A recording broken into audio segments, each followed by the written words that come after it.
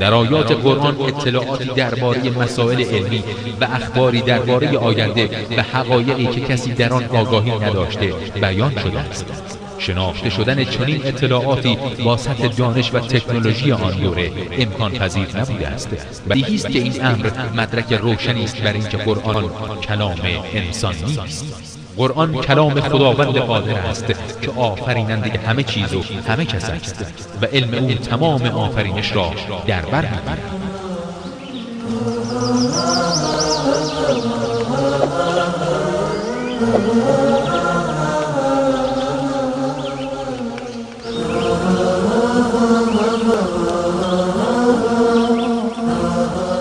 مرحبا صد مرحبا بر این کلام مستعان، صوت قرآن کرد منور تا قیامت این جهان. آن کلام سرمدی که نور قلب مؤمن است، حکم قرآن را به گوش دل شنو ای نوجوان. حکم قرآن را به گوش دل شنو ای نوجوان. مرحبا صد مرحبا بر این کلام مستعان، صوت قرآن کرد منور تا قیامت این جهان. آن کلام سرمدی که نور قلب مؤمن است، حکم قرآن را به گوش دل شنو ای نوجوان. ای محمد صد سلام بر تو ز گلزار برین، از خداوند کریم و از ملائک اجمعین. چون بشر کرده نجات از برکت تو بالیقین، حامل قرآن شدی از نور رب العالمین. حامل قرآن شدی از نور رب العالمین. مرحبا صد مرحبا بر این کلام مستعان، صوت قرآن کرد منور تا قیامت این جهان. آن کلام سرمدی که نور قلب مؤمن است، حکم قرآن را به گوش دل شنو ای نوجوان. آن کلام سرمدی که نور قلب مؤمن است، تا به محشر از تجاوز حرفش ایمن است. وعده خلاق بی چون است به حفظ این کلام، عاشقان را نور چشم و عارفان را محسن است. عاشقان را نور چشم و عارفان را محسن است. مرحبا صد مرحبا بر این کلام مستعان، صوت قرآن کرد منور تا قیامت این جهان. آن کلام سرمدی که نور قلب مؤمن است، حکم قرآن را به گوش دل شنو ای نوجوان. اعوذ بالله من الشیطان الرجیم. بسم الله الرحمن الرحيم. سيقول السفهاء من الناس ما ولاهم عن قبلتهم التي كانوا عليها قل لله المشرق والمغرب يهدي من يشاء إلى صراط مستقيم. وكذلك جعلناكم أمة وسطا لتكونوا شهداء على الناس ويكون الرسول عليكم شهيدا وما جعلنا القبلة التي كنت عليها إلا لنعلم من يتبع الرسول ممن ينقلب على عقبيه وإن كانت لكبيرة إلا على الذين هدى الله وما كان الله ليضيع إيمانكم إن الله بالناس لرؤوف رحيم صدق الله العظيم.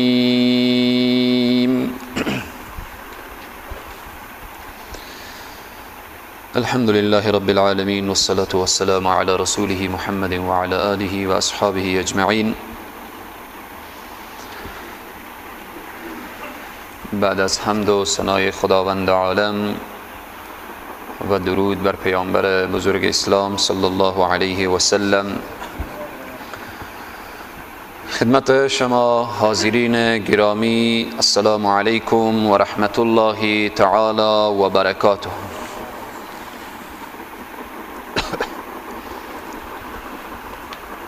در ابتدای جزء دوم قرار داریم که الله سبحانه و تعالی در این آیات جریان تحویل قبله رو بیان میکنه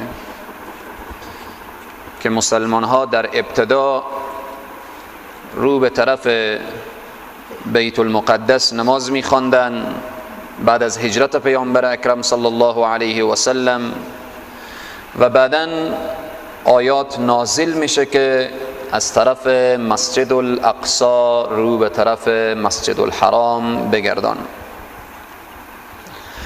قبل از این که جریان تحویل قبله بشه، الله سبحانه و تعالی پیامبر خود با خبر میکنه که ای محمد آمادگی داشته باش که وقتی روی تو از مسجد الاقصی بگرده به طرف مسجد الحرام، اینجا دیگه سر و صدای یهود باز بلند میشه، بهانه‌گیری ها باز شروع میشه، خردگیری ها خلاصه باز آغاز میشه، چون یهود در انتظار بودن که یک نکته یا یک حرفی برای مسلمان ها پیدا کنن. پیامبر اکرم صلی الله علیه و سلم بعد از هجرت، اگرچه بین علما اختلاف، بعضی از علما میفرمایند که از ابتدای فرضیت نماز قبل طرف بیت المقدس بوده، یعنی بعد از این که پیامبر اکرم صلی الله علیه و سلم در شب معراج وقتی که 5 وقت نماز فرض شد، آمدن در مکه مکرمه چنان نماز می‌خواندند که کعبه هم پیش روی پیامبر صلی الله علیه و سلم قرار داشت و بیت المقدس هم. در حرم که میشه انسان چنین استاده بشه که هم کعبه پیش رو باشه و هم بیت المقدس. اما وقتی که به مدینه منوره رسول الله صلی الله علیه و سلم آمدن، حالا دیگه جریان شرق و غرب شد، رو به طرف مسجد الاقصی که میکردن، پشت به طرف مسجد الحرام میشد. در اونجی نمیشد که هر دور پیش رو قرار بدن. بعضی از علما به این نظرن که مفسرین که از ابتدا قبله مسلمان ها بیت المقدس بود، که به همین طریق میگن بیت المقدس قبله اول مسلمین. بعضی دیگه از مفسرین میفرمایند که نه، وقتی رسول الله صلی الله علیه وسلم به مدینه آمدن، الله سبحانه و تعالی بر اینا دستور داد که طرف مسجد الاقصی نماز بخوان. خلاصه این که بعد از هجرت پیامبر اسلام صلی الله علیه وسلم وقتی که از مکه به سوی مدینه هجرت کردن، مدت 17 ماه و بعضی روایات آمده 16 ماه به طرف بیت المقدس یا بیت المقدس نماز خواندن. بیت المقدس که فلسطین امروز میگیم، که او هم خانه مبارکه. مسلمان ها در روی زمین بزرگترین اماکن مقدسه‌ای که دارن اول مکه مکرمه. به خاطر چی مکه مکرمه مقدس و مبارکه؟ چون کعبه در آغوش داره. دوم از اماکن مقدسه مدینه منوره. چرا مدینه منوره مبارک و مقدس شده؟ چون مسجد النبوی صلی الله علیه و سلم رو به آغوش داره، در کنار خود و در شهر خود داره. سوم فلسطین شهر مبارکیه، شهر مقدسیه. چرا؟ به خاطر که مسجد الاقصی رو به آغوش داره. اولین خانه که ساخته شد مکه مکرمه، کعبه معظمه که این اول بیت وضع للناس الذی ببکة مبارک در جزء 4 ان شاء الله میخوانیم. و سرزمین مدینه منورم که سرزمین مبارک و مقدس، و بیت المقدس هم سرزمین انبیاء علیهم السلام. رسول معظم اسلام صلی الله علیه و سلم در مسجد یا در منطقه بنی سلمه بودن، یا در مسجد بنی سلمه بودن، نماز ظهر را ادا می کردن. 2 رکعت طرف مسجد الاقصی خوانده بودن که آیه نازل میشه که فول وجهک شطر المسجد الحرام، رو خور طرف مسجد الحرام بگردان. و رسول معظم اسلام و صحابه جا در جا رو میگردانن طرف مسجد الحرام که همان مسجد عزیزایی که رفتن و دیدن به نام مسجد قبلتین که مسما به قبلتین شده، یعنی 2 قبله. اینجا که محراب داره مستقیم روبروی هم محرابه. الان هم آثار محراب در اون مسجد هست. به این واسطه مسجد قبلتین و مسجد 2 قبله میگن. پیامبر اکرم صلی الله علیه و سلم رو خورد طرف مسجد الاقصی گشتاندن. 16 ماه و یا 17 ماه طرف بیت المقدس نماز خواندن. کمی آیاتی که امروز میخوانیم به همین موضوع اشاره داره. حالا تحویل قبله چی حکمت داشت؟ چرا اول گفته شد طرف مسجد الاقصی بخوان، باز گفته شد طرف مسجد الحرام بخوان؟ همین تحویل قبله حکمت از چیه؟ اول این که قیادت و رهبری انسانها بنی اسرائیل داشتن. به تحویل قبله نشان داد که حالا این قیادت و رهبری از آن بنی اسماعیل، دیگه از آن بنی اسرائیل نیه. دوم امتحان صحابه بود، امتحان دیگه. مدت 16 ماه 17 ماه طرف مسجد الاقصی مسلمان ها نماز بخوانن، یک ناسن او هم جا در وسط نماز حکم الله سبحانه و تعالی نازل بشه که رو بگردانید. جا در جا. این امتحان صحابه بود. صحابه نگفتن که باشه که بعد از نماز چی میشه، باشه که رسول الله چی میگن. امین که آیه نازل میشه و رسول الله رو دور میدن، صحابه هم رو میگردانن. صحابه از این امتحان موفق و کامیاب بیرون شدن. منتظر دستور الله سبحانه و تعالی بودن. برای صحابه جای چون و چرا نبود که نعوذ بالله چرا الله چنین گفته و چرا چنین کرده، چون و چرا نداشتن. سوم برآورده شدن آرزوی پیامبر اکرم صلی الله علیه و سلم. در آیات میخوانیم که قد نرى تقلب وجهك في السماء.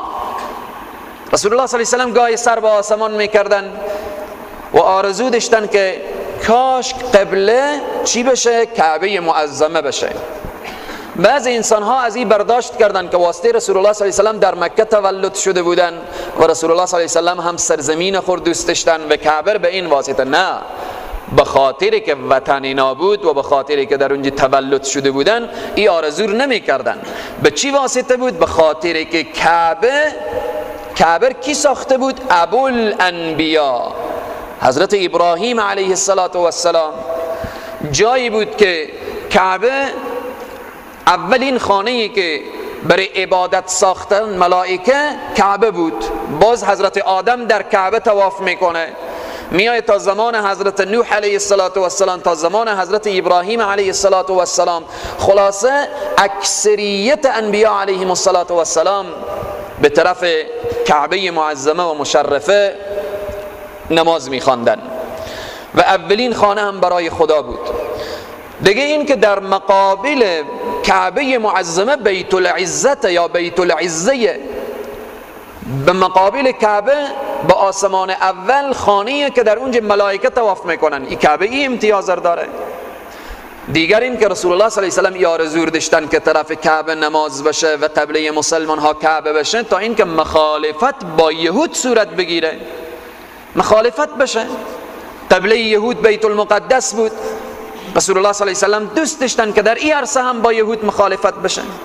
و دیگر این که اکثریت مسلمان ها عرب ها بودن و رسول الله صلی الله علیه و سلم دوست داشتن تا اینکه عرب ها بیشتر گرویده به اسلام بشن و غیره و غیره، که حکمت های ارتباط به تحویل قبله و انهای این موضوعاتی که اشاره شد، این آیات به همین موضوع اشاره میکنه. سیقول السفها، زود است که میگویند. سفها بیخردان. بهانه کی میگیره؟ بیخرد میگیره. بهانه کی میگیره؟ بی عقل میگیره. انسان هایی که دارای عقل باشن هیچ وقت بهانه نمیگیرن، دلیل میگن، دلایل میگن. اما قرآن عظیم الشان میگه پیامبر بیخردان به تو بهانه میگیرن، بی عقلان به تو بهانه میگیرن. آنهایی که هیچ نمیدانن و نمیفهمن زود است که بگوین. از سفها یعنی بیخردان، من الناس از مردمان، ما واللهم چی شده پیامبر و مسلمان ها را عن قبلتهم از قبله ایشان، التي چنان قبله که کانوا علیها بودن بر او قبله. زود است که اینها بگن که اینها را چی شده که تا دیروز به بیت المقدس نماز میخوندن، امروز باز به طرف مسجد الحرام میگن بخوانیم. قل بگو بری از اینها لله المشرق و المغرب، مشرق و مغرب از آن خدایه. ما بنده خداییم، انتظار فرمان و دستور الله را داریم که الله دستور بده. الله سبحانه و تعالی گفت به بیت المقدس، ما بنده ایم. بنده یعنی چی؟ یعنی فرمان بردار. با دل و جان میپذیریم. سمعنا و اطعنا. مثل یهود نیه که سمعنا و عصینا بگیم، نه، مسلمان ها سمعنا و اطعنا. طرف بیت المقدس میگی میخوانیم، طرف مسجد الحرام گفتی میخوانیم. انتظار فرمانه. قل بگو لله المشرق و المغرب، برای خداست مشرق و مغرب. یهدی من یشاء الی صراط مستقیم، هدایت میکنه کسی را که بخواهد الی صراط مستقیم، به راه راست. و کذالک جعلناکم امة وسطا، همچنین جعلناکم گردانیدیم برای شما را امت وسط، امت میان رو، لتکونوا شهداء علی الناس، تا باشید گواه بر مردمان در روز قیامت. و یکون الرسول علیکم شهیدا، و می باشه پیامبر بر شما گواه. این امتیاز امت پیامبر صلی الله علیه وسلم. به صحرای محشر یهودی ها میآیند میگن که حضرت موسی به ما دینر نرساند. نصرانی ها میآیند میگن ای الله حضرت عیسی دینر به ما نرساند. خدای تبارک و تعالی امت محمد رسول الله را گواه میگیره. امت را میگه شما بیاییم شما گواهی بدیم که حضرت موسی پیام الهی برسانده بود یا نرسانده بود.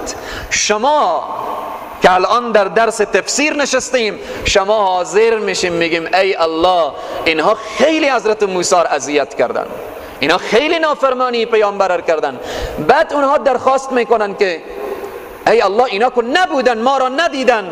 امت محمد رسول الله جواب میدن که شما به کتاب خود ایمان نیاوردید، ما به کتاب خود ایمان آوردیم. کتاب ما خبر داد که وقتی حضرت موسی گفت بیاییم احکام رو بپذیریم، شما گفتیم ما هرگز قبول نمی کنیم تا خدا رو نبینیم. این ما از داخل کتاب خود دانستیم، از داخل کتاب خود فهمیدیم، از داخل کتاب خود که ایمان آورده بودیم ما با خبر بودیم. ولی امت محمد رسول الله باز کی گواهی و شاهد؟ محمد رسول الله صلی الله علیه و سلم باز بر امت خود گواهی میدن و حرف امت خود محمد رسول الله تایید میکنن. و یکون الرسول علیکم شهیدا، و می باشه پیامبر بر شما گواه.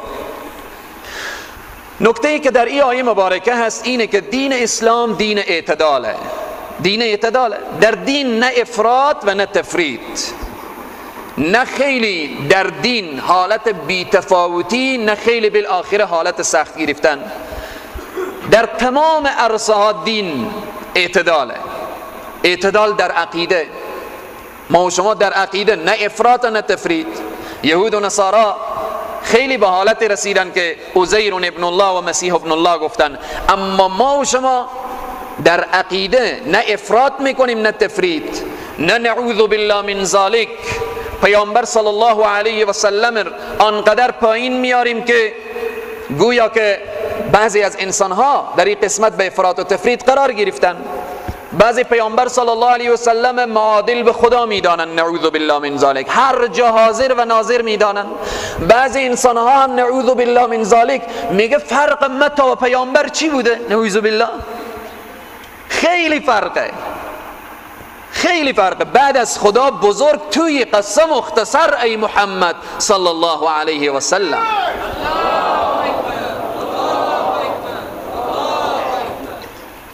پیامبر صلی الله علیه وسلم تا صحابه خیلی فرقه، پیامبر صلی الله علیه وسلم تا تابعین خیلی فرقه، پیامبر صلی الله علیه وسلم تا خواجه انصار خیلی فرقه، ولی از موتو تا به صحابه باز خیلی فرقه. در اینجا نه افراط نه تفریط. رسول معظم اسلام لا تطرونی كمطرعة النصارى كعيسى ابن مریم ولكن قولوا عبد الله و رسوله. شما غلو نکنید مثل که یهود و نصارا غلو کردن، عزیر ابن الله گفتن، مسیح ابن الله گفتن، بلکه شما چی بگیم؟ قولو بگویید عبدالله و رسوله، پیامبر بنده خدای و فرستاده الله سبحانه و تعالی. پس اعتدال در عقیده، نه افراط و نه تفریط. اعتدال در عمل و عبادت، چنین نیه که بعض انسان ها اصلا به عبادت توجه ندارن و بعض انسان ها هم میرن در غارهای کوه می نشینن سالها چنان عبادت شاقه انجام میدن که اصلا خدا نگفته لا یکلف الله نفسا الا وسعها. عبادت انسان انجام بده که از او عبادت لذت ببره. علما می فرمایند که نشانه قبولیت طاعت چیه؟ از هر عبادتی که لذت بردیم او قبول درگاه الله سبحانه و تعالی میشه. اگر انسان از عبادت خسته شد، انسان دلزد شد و انسان احساس ناراحتی کرد، فوراً چکار بکنه؟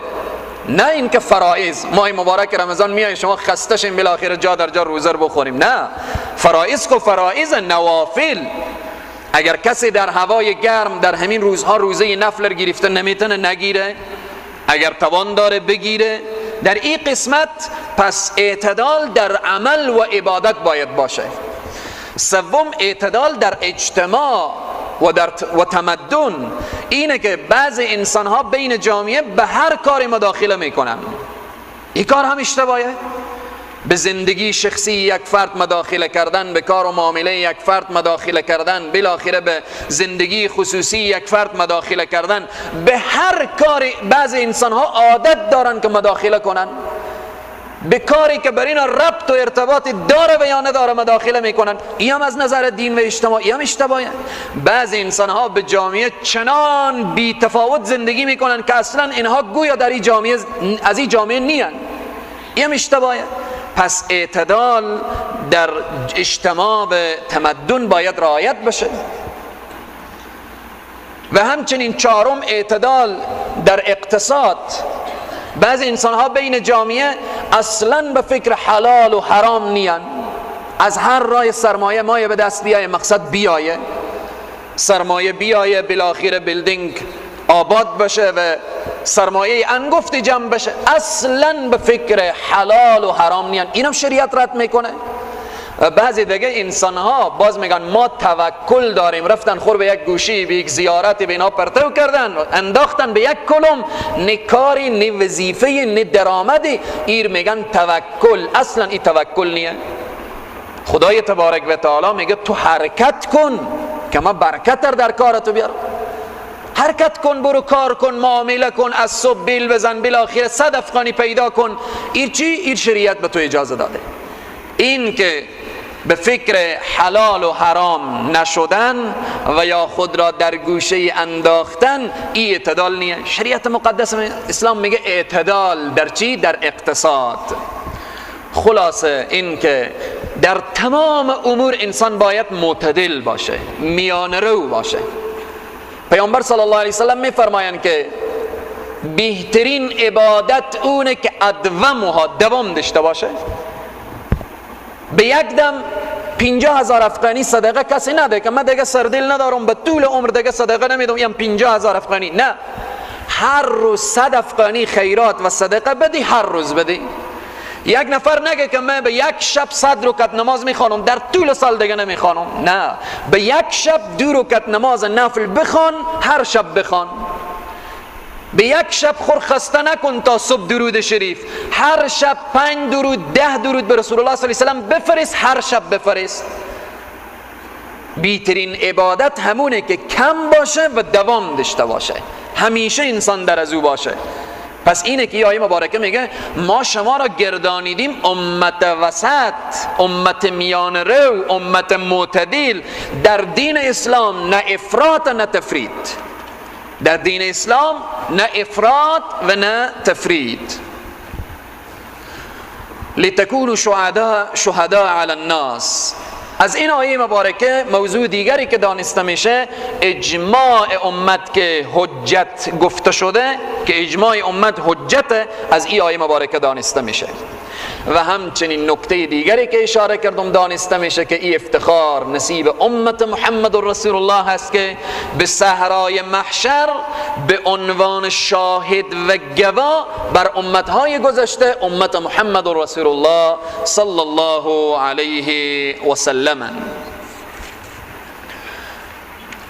و ما جعلنا، و نگردانیدیم، القبلة قبله را، التي چنان قبله‌ای که کنت علیها بودی بر آن، الا مگر لنعلم من یتبع الرسول ممن ینقلب علی عقبیه، به این که بدانیم، تمیز کنیم، جدا کنیم چی کسی پیروی کنه پیامبر و چی کسی برمیگرده به عقب خود.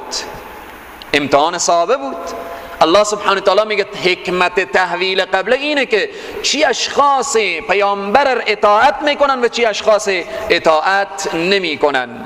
و این کانت لکبیرة الا علی الذین هدى الله، اگرچه هر آینه همی تبدیل قبله لکبیرة، کار دشواریه، خیلی دشواره.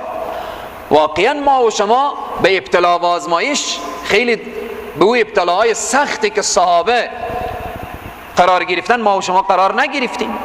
یک ناسن 16 ماه 17 ماه به طرف مسجد الاقصی باز گفته شد که طرف مسجد الحرام بخوانیم. این تحویل و تبدیل قبله لکبیرتن، این دشواره. الا علی الذین، مگر دشوار نیه، کار دین سخت نیه، مگر علی الذین، بر کسانی که هدی الله، هدایت کرده الله سبحانه و تعالی اونا.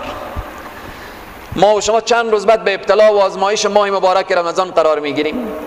برای بعض انسان ها این خیلی سخته، چون و چرا میارن، مریضم، زخم معده‌ام، دکتر به ما گفته بخور فلان و فلان، اگر 10 روپیه فایده تو باشه که تا شندن و ادرسکن پیاده میری، نه احساس گرمی میکنی و نه احساس.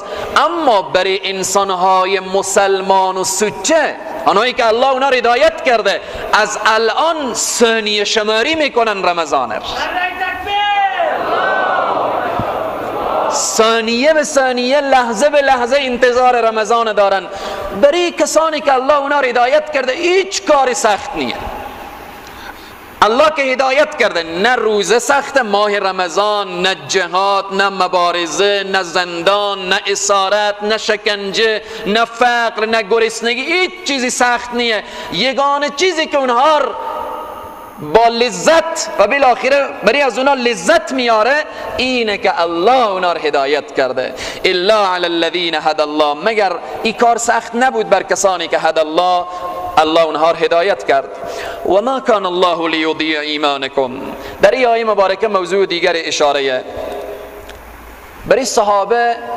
اول که یهود شروع کردن دیگه به شایعه و بالاخره به خوردگیری ها و اینها، و برای مسلمان ها همین سوال خلق شد، به تشویش شدن که 17 ماه اشخاصی که به بیت المقدس نماز خونده وقتی اینها فوت کردن و از دنیا رفتن، آیا نمازها از اینا چگونه خواهد بود؟ آیا ما که صحابه گفتن ما که در قید حیاتیم شاید اینها برای ما گفته شه که اوت بشه، یا بالاخره اینهایی که در بیت المقدس نماز خوندن و از دنیا رفتن نمازها از اینا چگونه میشه؟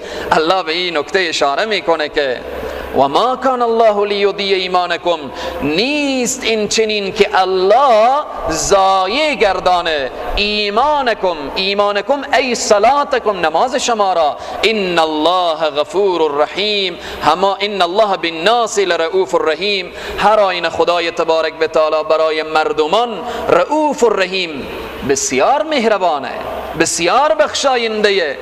هر دو قبله امر الله بوده. بیت المقدس که گفته بخوان الله گفته، مسجد الحرام رو گفته بخوان الله گفته. به هر طرفی که الله دستور داده الله سبحانه و تعالی ضایع کار نیه. ان الله لا یضیع اجر المحسنین، خدای تبارک و تعالی ضایع کار نیه و مزد نیکوکاران ضایع نمیکنه. قد نرى تقلب وجهك في السماء، به تحقیق که میبینیم تقلب وجهك که بار بار گردانیدن وجهك روح تو را فی السماء، در آسمان. پیامبر صلی الله علیه و سر به آسمان میکردن و چی میگفتن؟ که ای الله کاش کعبه قبله بشه، جایی که ابوالانبیا بود، کعبه ای که در مقابلش بیت العزه، کعبه ای که ان اول بیت وضع للناس. الله میفرمایه فلنولینک قبلة، پس هر آینه میگردانیم تو را به قبله که ترضاها، که تو به او قبله راضی. الله سبحانه و تعالی آرزوی پیامبر صلی الله علیه و سلم برآورده میکنه. فولی به جا نماز بودن. در کجا اشاره کردیم؟ در مسجد بنی سلمه پیامبر صلی الله علیه و سلم در جای نماز و بالاخره نماز ظهر 2 رکعت خوانده بودن که جا در جا آیه می آیه فولی وجهک شطر المسجد الحرام، چه کار بکن پس بگردان روی خود را به طرف مسجد الحرام. جا در جا 2 رکعت طرف مسجد الاقصی خوانده میشه، 2 رکعت طرف مسجد الحرام که اون مسجد مسما میشه به مسجد قبلتین. و حیث ما کنتم فولوا وجوهکم، هر جا که باشید پس بگردانید روحایتان را شطره، طرف مسجد الحرام، یعنی هر جا که حالا هستی دیگه. اگر به بیت المقدس هم هستی روی خود را طرف مسجد الحرام کنی، در شرق و در غرب هستی رو به طرف مسجد الحرام بشه. و ان الذين اوتوا الكتاب، هر آینه آنانی که داده شد به آنها کتاب، لیعلمون انه الحق من ربهم، البته میدانن که انه الحق، همی تحویل قبله و همی بالاخره گشتاندن از مسجد الحق اقصا به طرف مسجد الحرام، من ربهم، این حق ای از جانب پروردگار ایشانه. یهود و نصارا در تورات و انجیل خوب دیده بودن که پیامبر آخر الزمان میایه یک مدت به طرف مسجد الاقصا میخوانه و باز رو به طرف مسجد الحرام. و ما الله بغافل اما یعملون، نیست خدای تبارک و تعالی بی خبر از این که شما ای اهل کتاب حق میپوشیم، اوصاف پیامبر میپوشیم. خداوند بی خبر نیه، همه میدانه. ولئن اتیت الذین، قسم است اگر بیاری الذین، کسانی که اونها معاندین و منکرینن، اوتوا الکتاب، که اهل کتاب باشه، بکل آیتین، تمام نشانه ها بیاری، ما تبعوا قبلتک، اینا پیروی نمی کنن قبله تو را، اینا از قبله تو پیروی نمی کنن. چرا؟ به خاطر حسادت، به خاطر بغض، به خاطر کینه و دشمنی دیرینه که اینها با انبیای گذشته داشتن و تا به امروز به تو. و ما انت بتابع قبلتهم، و تو هم پیروی نمی کنی قبله از اونار. و ما بعضهم بتابع قبلت بعد، و همچنین بعضی از ایشان پیروی قبله بعضی دیگر هم نیان. حالا در مسجد الاقصا قبله نصارا مطلع الشمس، قبله یهود صخره بیت المقدسه. در خود مسجد الاقصا قبله یهود مطلع الشمس، جایی که خورشید طلوع میکنه، و قبله یهود صخره بیت المقدس و قبله نصارا مطلع الشمس. اینها قبله همدیگر پیروی نمیکنن، اینا با قبله های خیش عناد و سرکشن. چگونه قبله طور پیروی میکنن؟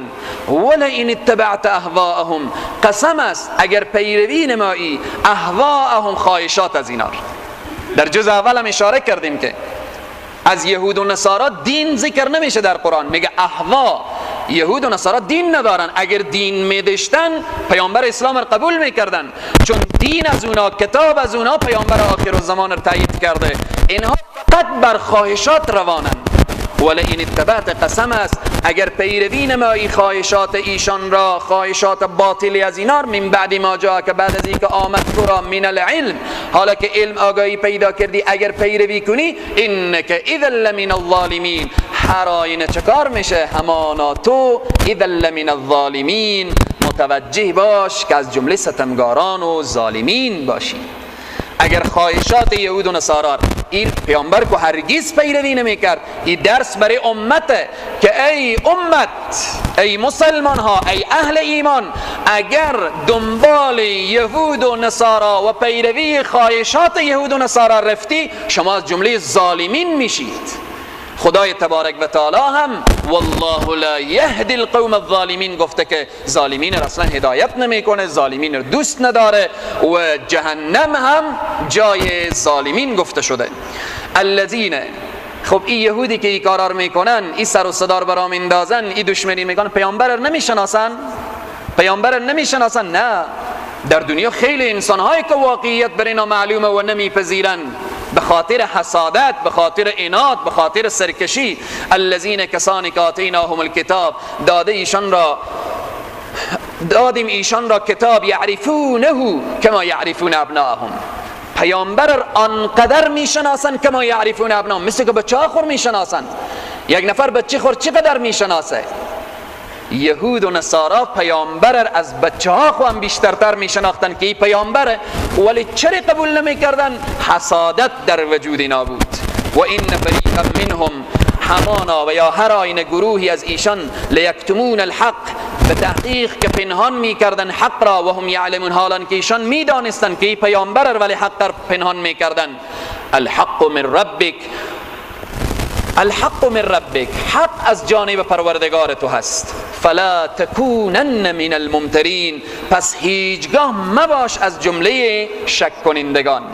یعنی ای پیامبر، حق همراه تونه، الله تو به حق فرستاده، رای تو حق، برنامه تو حق، بدون تشویش چکار بکن؟ با یهود و نصارا مبارزه کن، اصلا از اینها هراس نداشته باش. ولکل وجهة هو مولیها، و برای هر کسی جهتی هست، هو مولیها، که هنگام نماز و عبادت مولیها، رو میگردانه به طرف از او. فاستبقوا الخیرات، پس بشتابید به طرف کارهای خیر. الله سبحانه و تعالی بیت المقدس برای مسلمان ها هم اول قبله قرار داد، بیت المقدس قبله یهود و نصارا هم قرار داد، و برای شمای مسلمان ها مسجد الحرام قبله قرار داد. حالا قبله چکاره؟ فاستبقوا الخیرات، جهت شما حالی مشخص شد. یا این که بعضی از مفسرین میفرمایند که در هر گوشه از دنیا که زندگی میکنید، به هر گوشه مشرق و مغربی که قرار دارید، چکار بکنید؟ توجه شما طرف مسجد الحرام باشه. فاستبقوا الخیرات، بشتابید به کارهای نیک، یعنی بشتابید به عبادت، بشتابید به زهد و تقوا و اینها، اینما تکونو، هر جا که باشید. یأتی بکم الله جمیعا، جمع می کند همه شما را الله سبحانه و تعالی. ان الله علی کل شیء قدیر، خدای تبارک و تعالی بر هر چیز توانا هست. و من حیث خرجت فول وجهک، از هر جایی که بیرون میری یا بیرون میشوی، فول وجهک، پس بگردان روی خود را، شطر المسجد الحرام، جانب و یا طرف مسجد الحرام، و انه للحق من ربک، هر آینه همین گردانیدن رو، للحق من ربک، بدون شبه حق و از جانب پروردگارتونه. و ما الله بغافل اما تعملون، و نیست الله سبحانه و تعالی بی خبر از او چیزی که شما انجام میدهید. و من حیث خرجت فول وجهک، باز تاکید و تکرار میکنه، و من حیث از هر جایی که خرجت بیرون روی و بیرون میشی فولی وجهک شطر المسجد الحرام، پس بگردان روی خود را طرف مسجد الحرام، و حیث ما کنتم و هر جایی که باشید فولو پس بگردانید وجوهکم شطره روهای خود را طرف مسجد الحرام، لئلا یکون للناس علیکم حجه تا نباشد مردمان را بر شما حجت و اعتراضی. روی خود را طرف مسجد الحرام کنیم که برای شما اعتراضی نشه، اما متوجه باشیم که اعتراض ها می آید. طرف مسجد الحرام که رو بگردانیم یهود و نصارا اعتراض شروع میکنه، دشمنای اعتراض میکنن، انگشت انتقاد میگذارن. کی اعتراض میکنه؟ الا الذین، هیچ کس اعتراض نمیکنه بر مسلمان ها و برنامه های مسلمان ها مگر آنانی که ظلموا منهم، ستم کردن از ایشان. خب وقتی برای تو ای پیامبر توطیه میشه، برای تو مسلمان توطیه میشه، برای تو القاعده و تروریست گفته میشه، وقتی برای تو خشونتگر و تندرو گفته میشه، چه کار کن؟ بترس. الله میگه فلا تخشوهم، پس نترسید از ایشان، اینا ارزش ندارن. نه خود اینا ارزش دارن، نه اعتراضاتشان ارزش داره، نه برنامه های اینا ارزش داره، نه قانون اینا ارزش داره. فلا تخشوهم، نترسید از ایشان. الله سبحانه و تعالی در قرآن ابو جهلی که قدرت بزرگی داشت او تشبیه میزنه به عنکبوت. ابو جهل میگه تو عنکبوتی، قدرت تو مثل تار عنکبوته، مثل تار عنکبوته. از اینجا الله سبحانه تعالی به پیروان، به بندگان خود، قرآن به پیروان خود جرأت میده فلا تخشوهم، پس نترسید. دشمن اعتراض داره، دشمن با شما دشمنی میکنه، دشمن به پی قتل شما هست، به پی بی‌آبرویی شما هست، به پی ذلت و خواری شما هست. فلا تخشوهم، نترسیم از اینها. خب از کی بترسیم؟ الله میگه وخشونی، از من بترسید. از من میگه بترسیم، که جواب دندان شکن به نمرود و فرعون و هامان و به اینها دادم. وخشونی ولی اتم نعمتی علیکم، الله میگه از من بترسید ولی اتم نعمتی علیکم، که تا تمام کنم نعمت خیش را علیکم بر شما، ولعلکم تهتدون، تا شما راهیاب شوید، راه را به دست بیاورید. کما ارسلنا فیکم رسولا، چنانچه که نعمتهای الله چیه؟ چنانچه که فرستادیم فیکم در میان شما، رسولا منکم، رسولی منکم از بین شما. این رسول چه کار میکنه؟ یتلو علیکم، میخواند بر شما آیاتنا، آیات ما را، و یزکیکم، شما را تزکیه میکنه، اخلاق رذیله دور میسازه، اخلاق حمیده و پسندیده به وجود میاره. و یعلمکم الکتاب، و تعلیم میدهد شما را کتاب، قرآن را برای شما یاد میده، و الحکمت و اصرار و احادیث را یاد میده. و یعلمکم، و تعلیم میده ما لم تکونوا تعلمون، او چیزی که شما نمیدانید. الله سبحانه و تعالی چنین نعمت عظیم و بزرگی که رحمت للعالمین باشه فرستاده. حالا چی میگه الله؟ فذکرونی، پس یاد کنید مرا، اذکرکم، یاد میکنم شما را، واشکروا لی ولا تکفرون، و شکر کنید برای من، فقط شکر مرا داشته باشید، ولا تکفرون، و ناسپاسی نکنید. بعد از اتمام نعمت و بیان نعمت الله میگه فذکرونی. فذکرونی چی معنا؟ مرا یاد کنید. یاد کردن الله چگونه؟ الله میگه مر یاد کنیم، من شما رو یاد میکنم. الله میگه شکر مر بکنیم، ناسپاسی نکنیم. تفسیر بیضوی میفرمایه فذکرونی بالطاعه اذکرکم بالثواب. یعنی چی؟ الله میگه مر یاد کنیم به اطاعت. هر کس که اطاعت الله رو بکنه او ذاکره. این چنین نیه که تو یک شب بیا و کنار خواجه انصار تا صبح بگو الله الله الله، باز از روز شنبه تا به پنج شنبه 100 گناه و معصیت رو بکن. حالا اگه از کسی گناه و معصیت نکنه که یک شب بیایه به اینجا یا جای دیگر یا به خانه خو هر جا ذکر کنه کار مبارکیه.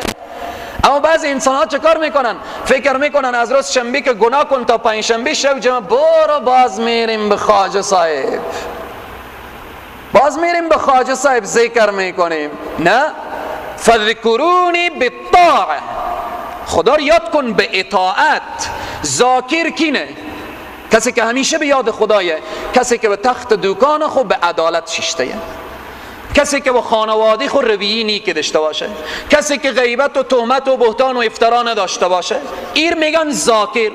حالا اگر کسی اطاعت از الله کرد، اما در خواجه انصار یا مسجد دیگری جای دیگری که یک شب تا صبح هم ذکر میکنه، خیلی کار خوبیه، کار مبارکیه. تفسیر بیضوی میفرمایه، میگه فذکرونی بالطاعه، یاد کنید مرا به اطاعت، اذکرکم بالثواب، شما رو یاد میکنم، ثواب میدم برای شما، اجر میدم، پاداش میدم.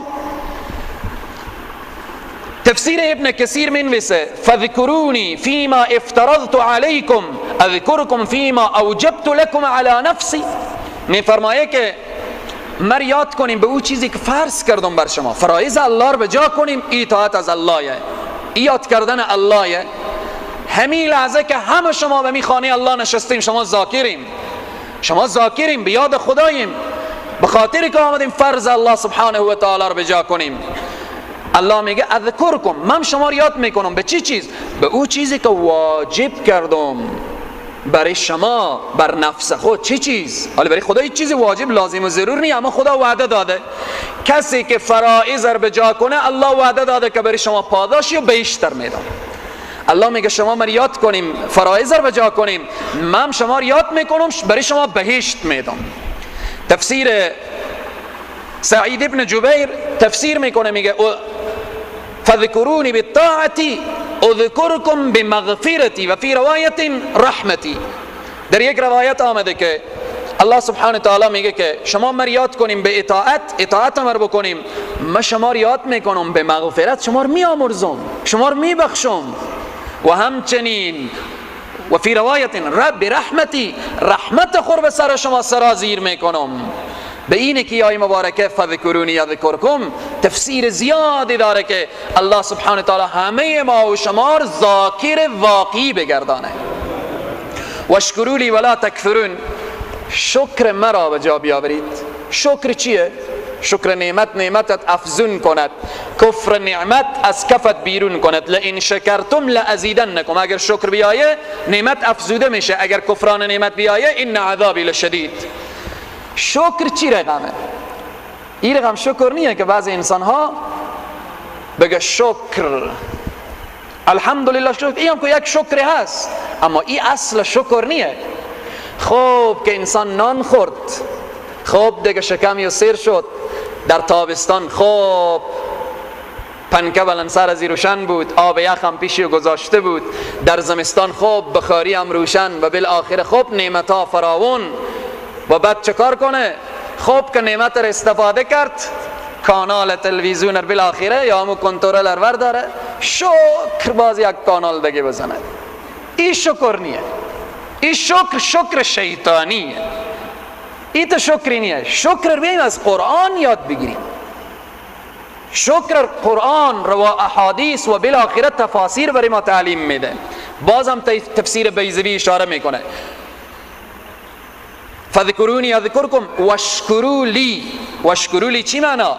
ای ما انعمت به علیکم ولا تکفرون بجحد النعم و عصیان الامر. اصل شکر همینه که انسان چکار کنه؟ شکر نعمت رو که به جا میکنه، از الله تشکری میکنه. اگر خدا برای تو قضای درست داده، از او قضا به یک مسکین روان بکن. اگر به تو سرمایه داده، از او سرمایه خلاصه برای فقرا و مستضعفین بفرست. اگر خدا برای تو موتر داده، یک مریض و یک فقیر و مسکینی رو به یک جای برسان. اگر خدا به تو نعمت چشم، دست، پا اینا داده، از اینا درست استفاده کن. اینها چیه؟ اینها ای اصل شکر شد. ولا تکفرون، کفران نکنید. کفران چگونه؟ اینه که به جحد النعم یا نعم، انکار کردن نعمت و عصیان الامر، نافرمانی پروردگار عالم.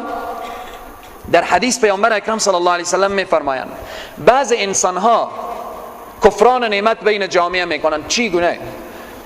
بعض انسانها نعمتهای الله را فراموش کردن، فکر میکنن همین که شب غذای درستی به خانه آماده باشه نعمت آماده، همین که فکر میکنن موتر لوکس داشته باشن نعمت رسیده، همین که فکر میکنن آب سرد که پیش اینا گذاشته بود این نعمت. نه، آب گرم هم نعمته.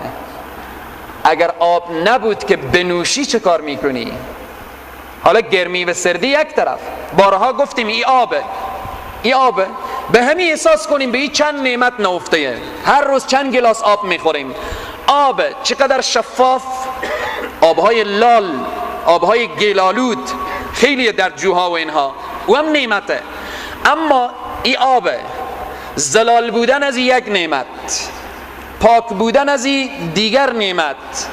خب وقتی که این آبه اگر این سرد خب به یخچال برمیداریم نوش جان میکنیم، سردی دیگه نعمت. بعد که این می نوشیم، نوشیده میتنیم، این دیگر نعمت. این که نوشیدیم به دفع ازی، به بیرون شدن ازی شما تکلیف نمیبینیم دیگه نعمت. یک گلاس آب روز چند مرتبه این می نوشیم؟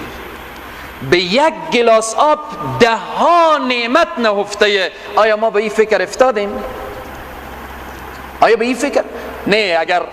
اگر میوه به خانه ما آمد دیگه نمون نعمت دیگه، اگر غذاهای رنگارنگ آمد نمون نعمت. آیا یک لحظه فکر کردیم که این چشم چگونه نعمتیه؟ چشم، بعض انسان ها چشم داره، چشمی و نعمت، زیبایی چشمی و نعمت، دید چشمی و نعمت و بالی نعمت الله داده. خیلی انسان ها دست دارن، دست نافرمان نداره. دست نعمته، زیبایی دست نعمته، قوت دست نعمته. بر هر نعمتی که نگاه کنیم 10 نعمت نهفته، 10 نعمته. به اینه که الله میگه و ان تعدوا نعمت الله لا تحصوها. اگر بخوایم نعمتهای الله رو بشماریم هرگز شمرده نمیتونیم. به اینجا الله سبحانه و تعالی میگه که شما شکر مر بکنیم، کفران نعمت نکنیم. کفران نعمت اینه که انسان نعمت الله رو فراموش کنه. بعضی انسان ها دوست داره بین جامعه خور فقیر جلوه بده. برادر چگونه یک کاروبار؟ والله کاروبار نیه. خب از زبون تو چی کم میشه؟ بگو الحمدلله. تو 4 دفعه بگو الحمدلله، ببین کاروبارت خوب میشه یا نمیشه. به این قسمت خیلی مهمه. رسول الله میفرمایند بعضی انسان ها از نعمت استفاده نمیکنن.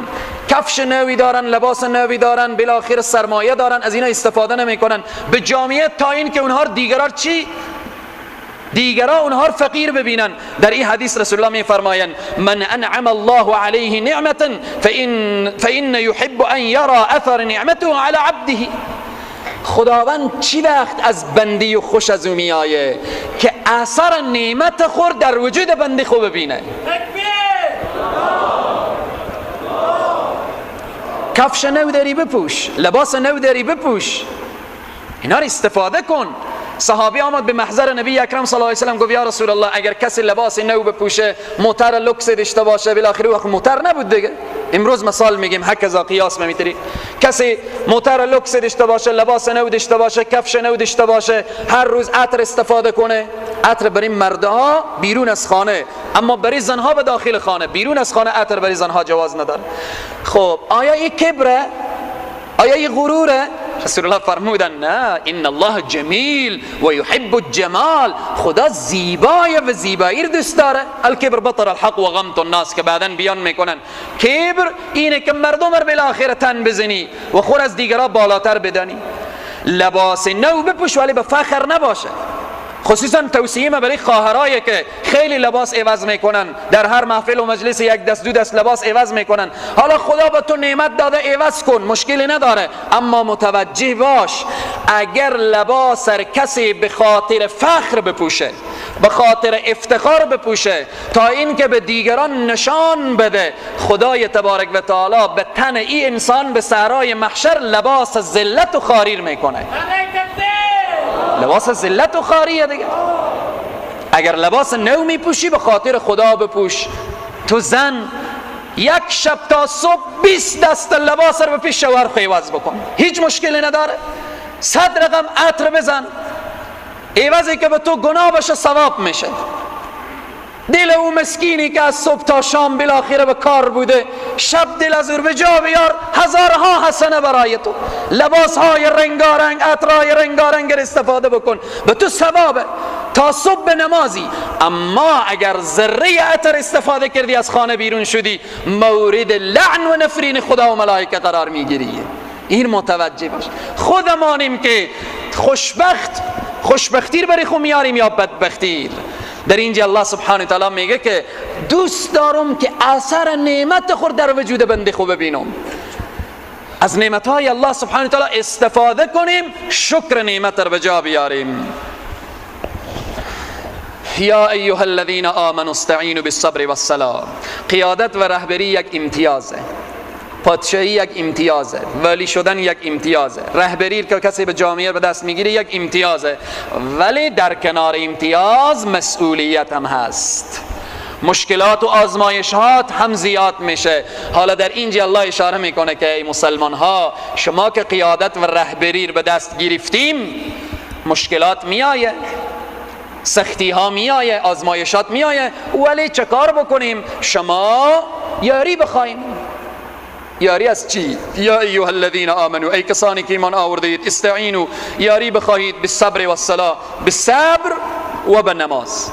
مسلمان ها باید صابر باشند، صبر در جهاد داشته باشند. وقتی معصیتی برای مسلمان آماده میشه صبر کنه، معصیت نکنه. وقتی طاعت و عبادت، همین لحظه هوای گرم صبر میخواهد، صبر میخواهد. پس در اینجا الله سبحانه و تعالی میگه وقتی مشکلاتی میآیه، ابتلایی میآیه، آزمایشی میآیه، شما صابر باشید. چرا؟ شما وقتی صبر کردید چی پاداش دارید؟ ان الله مع الصابرین، خدا همراه صابرینه. با مجردی که برای مسلمان مشکلی پیش میآیه، چنگ بزنه به نماز. جا در جا مشکلی داری، با مجردی که به تو مشکلی پیش میآیه، وضو ساز، 2 رکعت نماز بخوان، از الله کمک و یاری بخوا، ببین مشکل تو حل میشه یا نمیشه. بالصبر والصلاة ان الله مع الصابرین. ولا تقولوا لمن يقتل في سبيل الله اموات، مگویید کسانی را که کشته شدن در راه الله که اینها مردگانند، بل احیاء عند رب، بل احیاء، بلکه آنها زنده هستند، ولكن لا تشعرون، ولیکن شما نمیدانید. الله سبحانه و تعالی به این آیه مبارکه اشاره میکنه که آنهایی که در راه الله کشته میشن، اینا رو نگیم که اینا مردگانن. شهید مرده نیه. در آیه جز 4 باز میخوانیم عند ربهم یرزقون. ولی در این نکته هم باید اشاره داشته باشیم، همه مؤمنین حیات دارن. عالم برزخ یک حیات دارن، ولی شهید حیات خاصی داره که ما کیفیت از او نمیفهمیم، کیفیت از او نمیدانیم. شهید زنده نزد الله روزی میخوره، ولی ما کیفیت از او نمیدانیم. شهادت چی نعمت عظیم و بزرگیه، شهید شدن چی نعمت و چی مقام عظیم و بزرگیه که رسول الله صلی الله علیه وسلم در حدیث میفرمایند ای الله مرا شهید کن، باز زنده گردان. ای الله باز مرا در راه خود شهید کن و باز زنده گردان. 3 مرتبه رسول الله این آرزو میکنن. در بهشت هیچ کس آرزوی برگشت دنیا رو نمیکنه. لحظه‌ای که یادی و از تلخی جان کندن میایه، اگر نعمت بهشت به دست داشته باشه جا در جا میگذاره، که تلخی جان کندن و لحظه قبض رو خیلی سخته. اما غیر از شهید، بزرگترین لذت شهید لحظه‌ای که تیر دشمن به جان از او اصابت میکنه، در اون لحظه احساس لذت میکنه. از صحابه روایت شده که هنگامی که تیر دشمن بر سینه بعضی از صحابه اصابت کرده بود، جا در جا فریاد میکشه به رب کعبه قسم که رستگار شدم. خیلی از شهدایان که در لحظه خوردن تیر انزال شدن. انزال انسان چی وقت انزال میشه؟ اوج لذت انسان که باشه انسان انزال میشه. خیلی از شهدا از صدر اسلام که در روایات در تاریخ و تا حتی از شهدای افغانستان چنین حالتی دیده شده که تیر خورده، سینه شهید باز شده، تکه تکه شده، ولی نگاه کردن که انزال شده.